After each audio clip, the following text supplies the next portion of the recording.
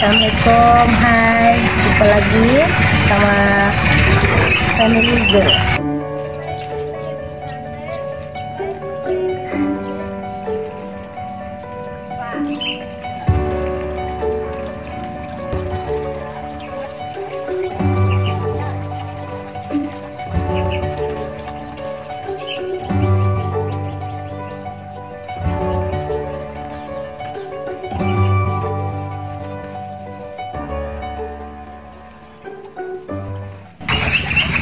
Assalamualaikum, hai, jumpa lagi sama Family Go. Sekarang kita review tanaman dekat sini semua. Okey, jom. Ini pohon jambu kami. Tengok ni, buah dia cukup lebat. Banyak sangat. Buah-buahan.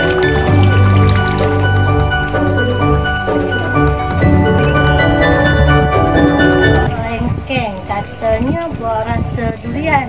Oh, pasti mantap. Ini dah ada pucuk dia. Ni apa, baru mula pucuk dah ni. Nah, ni kita tengok pokok yang lain pula. Nah, ini pokok telam, mangga lah. Orang sini mango ya, mango. Pokok mango rasa manis lah ni, apa nama dia? Orang bilang mana lagi dah. Ini pokok apa ni nama? Lidang metua. Lidah buaya. Ini bunga jambul ayam macam tu orang kata, tapi tak tahu lah. Tapi elok kan, cantik. Elok sangat. Ini yang last sekali, ini pokok kedundung. Tengok buah dah. Banyak buah dah. Tu atas tu ada buah lagi.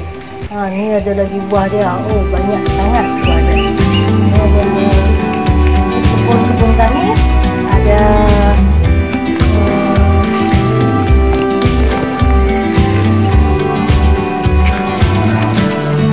kebun kita orang. Kebun cili. Ada kebun cili, tebu. Lepas tu kebun sayur. Ni kebun sayur ni. Sayur. Elok kan? Ni kacangnya boleh makan, daunnya pun boleh makan. Ini yang elok ni. Ini nama dia cili bunga. Tengok ni, merah-merah, elok sangat. Merah color dia. Ni cili kecil. Ini cili kecil. Lepas tu ini kecil. Yang ini pun cili besar. Ini cili besar, cili merah. Ini cili kecil, ini cili besar. Ini kecil, ini kecil. Ini besar. Ini kecil, ini kecil. Ini besar, ini besar, ini kecil. Ini ada pokok apa, jeruk limau.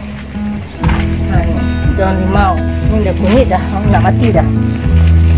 Dah habis daun dia, kena ambil.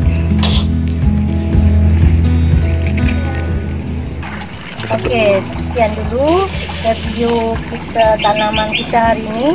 Besok kita balik lagi. Okey, bye. Assalamualaikum warahmatullahi wabarakatuh.